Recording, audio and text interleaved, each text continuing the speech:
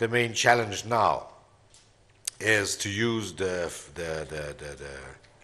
fruits of this high growth to come back on tracks on the fiscal side, reducing the deficit, reducing the public debt, just because this crisis has shown that to be able to face a kind of international crisis like this one, you need to have some fiscal buffer, and so it's time to rebuild the buffer, because we just don't know when the next crisis will take place.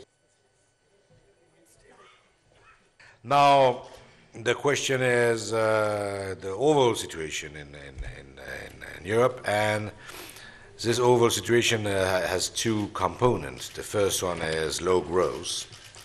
The recovery is rather sluggish in Europe. Our forecasts are, let's say, around 2%, a bit less than 2%, depending upon the countries. And, of course, that's not really enough. The second thing has to do with high level of debt. The whole Eurozone has now to deal with medium-term fiscal consolidation. But I think the institutions are working well. The European Central Bank is doing perfectly its job, and the institution which has been built 6 months ago for the Greek crisis, namely the so-called EFSF, European Financial Stability Fund, will work as expected for Ireland.